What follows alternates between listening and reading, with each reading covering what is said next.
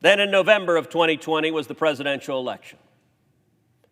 And in the wake of the presidential election, Joe Biden and his transition team almost immediately began telegraphing weakness to Russia. Members of Joe Biden's foreign policy advisory team in the German newspapers expressed openness to Nord Stream 2 being built, expressed a willingness to try to circumvent the sanctions that had been working and had worked for over a year.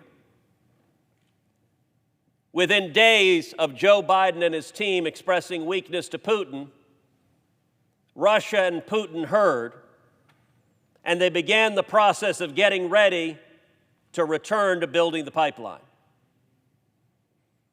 Russia did return to building the pipeline. Do you know what day, Madam President? January 24th, 2021. 4 days after Joe Biden was sworn into office, Putin said, "We're safe, we're free, our man Joe is in the White House." And we know that the administration is not going to follow U.S. law anymore. And so on January 24th, the Russians returned to building the pipeline. Now, for 2 years, this body had been united, Republicans and Democrats, that we were going to stop this pipeline.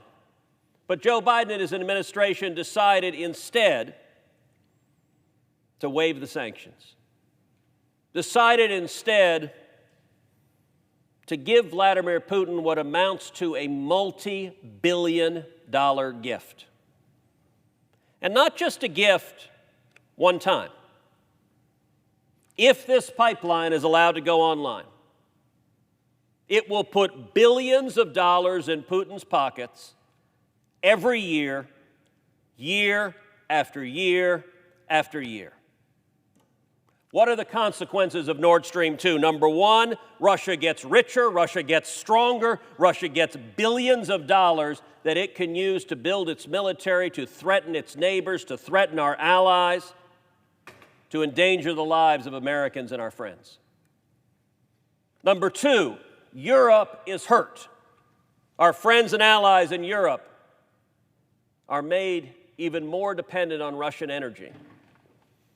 Madam President, our former colleague in this body, Senator John McCain, may he rest in peace.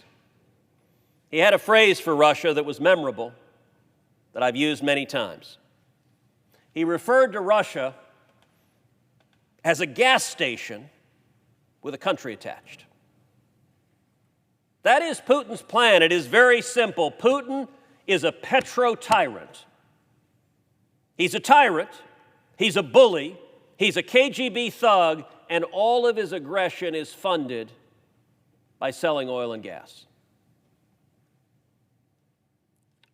Together, Republicans and Democrats in Congress had taken billions out of Putin's pockets.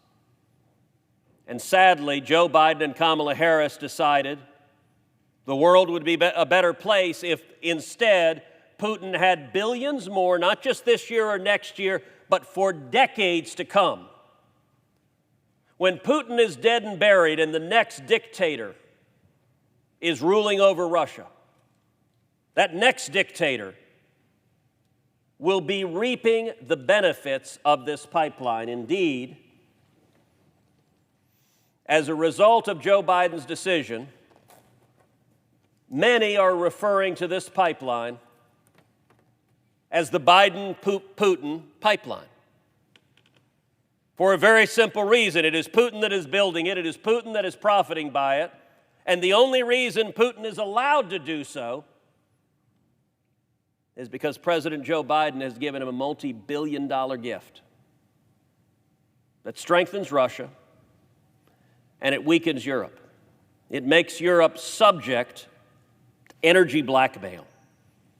Putin has demonstrated a willingness and indeed a history of using energy blackmail, of using those who are dependent on natural gas to coerce them to do what he wants. In the dead of winter, when people are at risk of freezing to death, Putin has threatened to and has in fact cut off gas. to endanger the lives of innocent civilians in order to coerce governments to bending to his will. As a result of Joe Biden's surrender to Vladimir Putin, Putin will have the continued ability to exercise economic blackmail against Europe.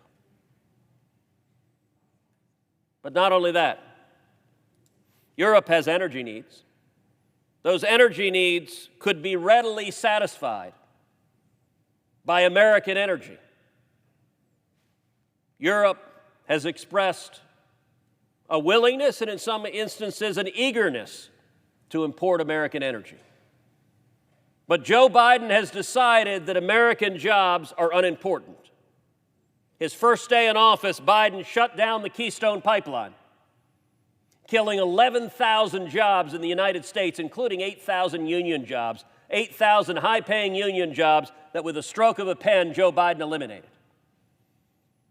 And at the exact same time that Biden is shutting down jobs at a pipeline in America, he is greenlighting and giving a gift to Vladimir Putin of a pipeline between Russia and Germany, producing jobs in Russia, producing billions of dollars in Russia, and taking away jobs in America. This pipeline is a disaster. As the afternoon goes on, I will elaborate on different aspects in which it is harmful and on the steps we can and should be taking to stop it. But at this point, Senator Barrasso is here and has some thoughts he wishes to express, and so I will yield the floor to Senator Barrasso for his remarks.